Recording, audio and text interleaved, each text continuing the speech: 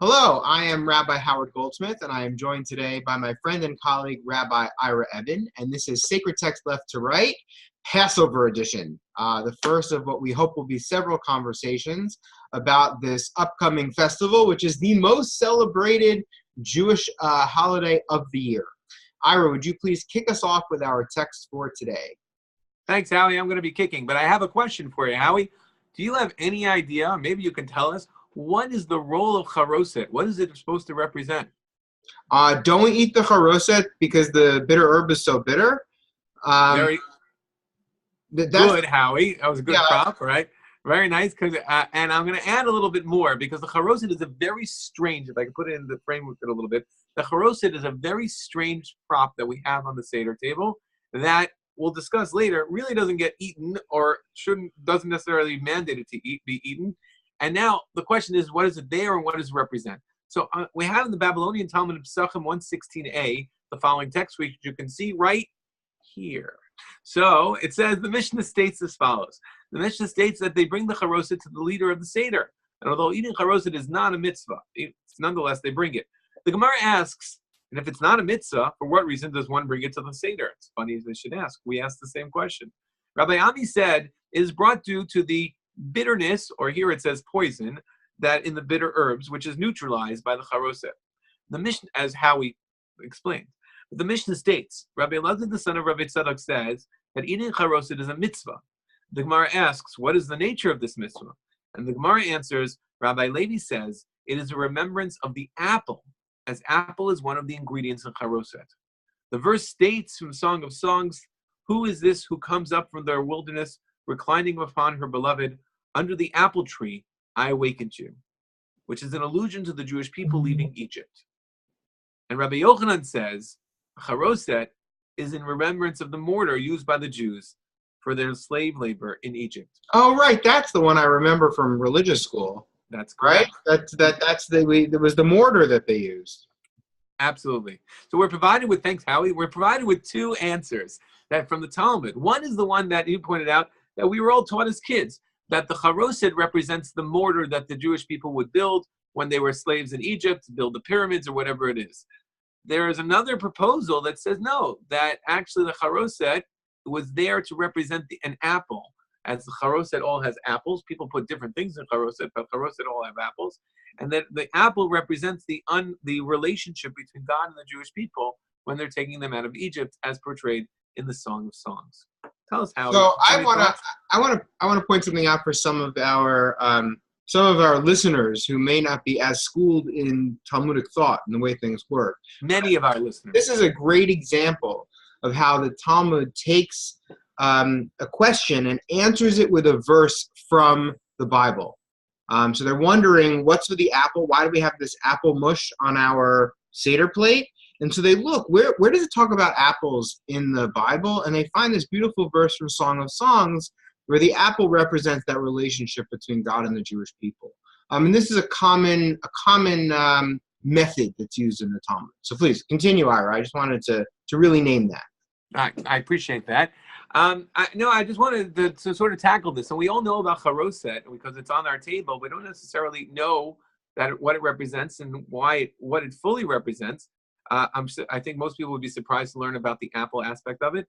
And I think also, which we'll discuss in a moment, and I think also even the question of what's the purpose. So we remember the mortar that they used to build the pyramids. Big deal.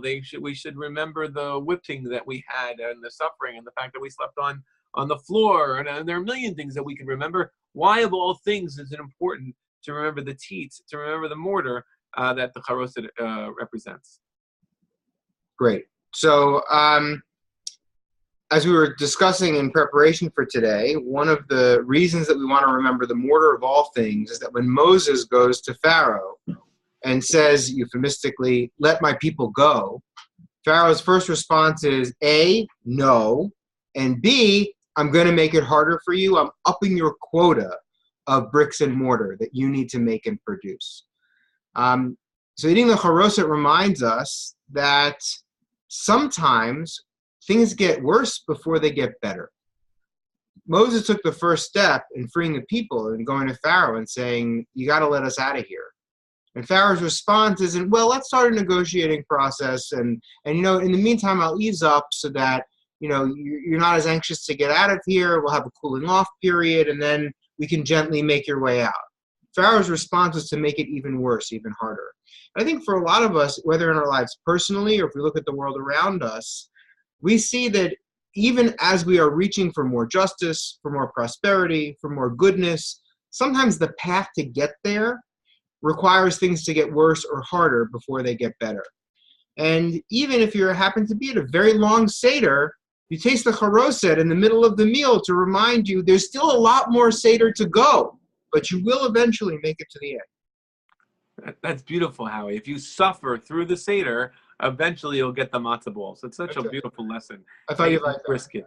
I would take it at a different angle and talk about the Charoset, at least in regards to the teeth, in regards to the mortar. It represents a psychological trauma that the Egyptians wanted to impose on the people. Their goal, every morning they would wake up and they would know they had a certain quota. They had to have a certain amount of bricks that they had to make. And this would happen every single day. And that anxiety that we had every day, that I didn't do enough, I have to do more, and we have to keep working, otherwise we can panic and we'll be tortured, etc., etc. That's something that we remember in the suffering. It's an image that we can understand. And the reality is, it's an image that we can actually relate to. I mean, we all feel this sense of we have to do more and more and more and more, and we're always chasing our tail and running around the hamster wheel. But at the end, we have to remember that's not freedom. That actually we need to be liberated from that. And Passover is a reminder of being liberated from that sense that we're constantly running the rat race, and instead we should recognize and appreciate the gifts that are right in front of us. That the quote that's then brought into the Gemara from Song of Songs is really perfect, because one of the questions is, how do we then deal with that rat race? How do we deal with the feeling that there is always more that we need to do to reach our quota? And so the verse from Song of Songs says that God is with us as we're trying to do this, that we have this beautiful relationship with God, and that in carrying out the mitzvot, in living out the traditions of our people, it gives us more than a coping mechanism for that rat race, but it actually elevates us above the rat race. And we're able to participate in it and also separate from it in a way that brings real holiness and joy into our life. And so it's giving me new appreciation for the juxtaposition of Charoset both as brick and mortar, and then what do we do about that? Well, it's also the apple, and the apple being that relationship that we have with God and with our tradition. And I would say that the Charoset really symbolizes much of the evening throughout the night. The dichotomy of the night of the Seder is really what we call Abdut and Chirut, of slavery and freedom. And everything that we do goes into one of those two categories. It either goes, the Mara represents the slavery, the Karpas represents the tears, etc. The wine and the great meals, etc., remind us of the freedom.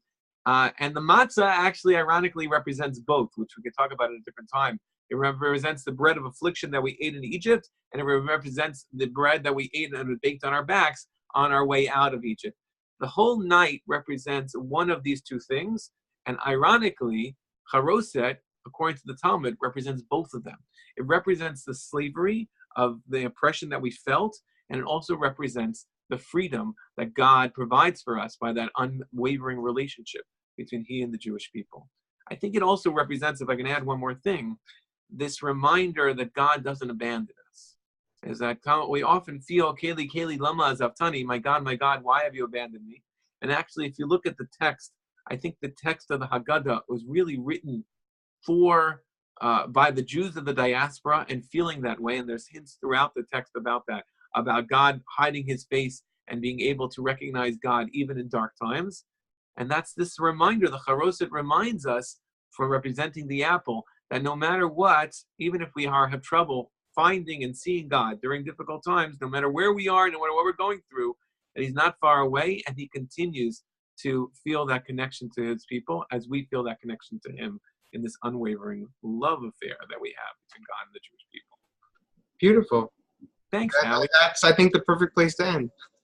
And so we will. Okay. Have a great day, Ira.